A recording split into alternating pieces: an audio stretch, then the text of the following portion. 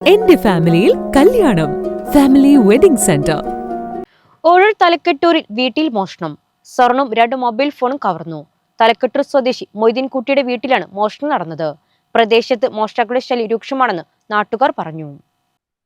ഓഴൂർ തലക്കെട്ടൂർ സ്വദേശി നെറുങ്ങലിൽ മൊയ്തീൻകുട്ടിയുടെ വീട്ടിലാണ് മോഷണം നടന്നത്.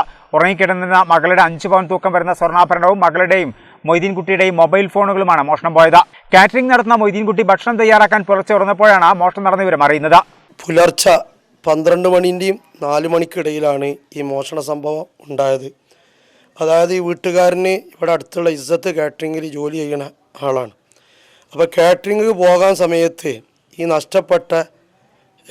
ആഭരണം നഷ്ടപ്പെട്ട കുട്ടി ഉപ്പാനെ വിളിച്ചാൻ വേണ്ടി വന്നു. അങ്ങനെ വിളിക്കാൻ വന്ന സമയത്ത് പിന്നെ ഉപ്പനെ വിളിച്ചതിന് ശേഷം ഫോൺ എവിടെയെന്ന് നോക്കിയ സമയത്ത് ഫോണും കാണണമെന്നില്ല. അപ്പോൾ കാലിൽ നോക്കിയപ്പോൾ പാദസരവും ഇല്ല.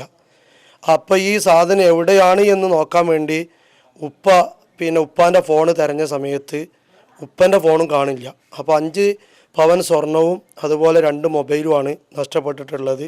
ഈ വീടും ഈ വീട്ടുകാരെയും ഈ പരിസരമൊക്കെ അറിയണേ ഏകദേശം എല്ലാം പരിചയമുള്ള ഒരാളാണ് ഇതിൻ്റെ പിന്നിൽ നിന്നാണ് ഞങ്ങൾക്കൊക്കെ സംശയം.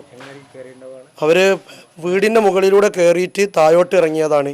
മാത്രവുമല്ല ഈ നഷ്ടപ്പെട്ട പെൺകുട്ടീൻ്റെ കൂടെ മറ്റുള്ള ജ്യേഷ്ഠത്തി, അനിയത്തി, അമ്മായിയൊക്കെ ഉണ്ട്. അവരൊക്കെ ചെറിയ ആഭരണങ്ങളൊക്കെ ധരിച്ചിരുന്നു. അതൊന്നും നോക്കാതെയാണ് ഈ 5 പവൻ സ്വർണ്ണം എടുത്തുകൊണ്ട് ആൾ പോയിട്ടുള്ളത്.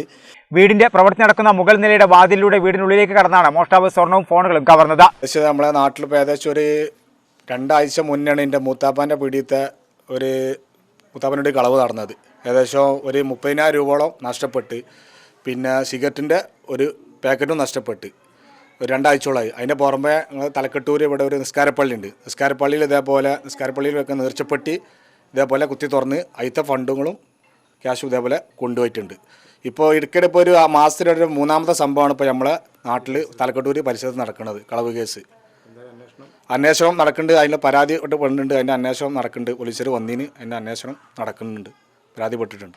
2 ആഴ്ച മുമ്പ് സമീപത്തെ കുഞ്ഞുമൊയ്തീൻ എന്നയാളുടെ കടയിലും തലക്കെട്ടൂർ നിസ്കാരപ്പള്ളിയിലും മോഷണം നടന്നിരുന്നു. പ്രദേശത്ത് മോഷ്ടാക്കളുടെ ശല്യം വർദ്ധിച്ചതായും പോലീസിൽ പരാതി നൽകിയതായും പ്രദേശവാസികൾ പറഞ്ഞു.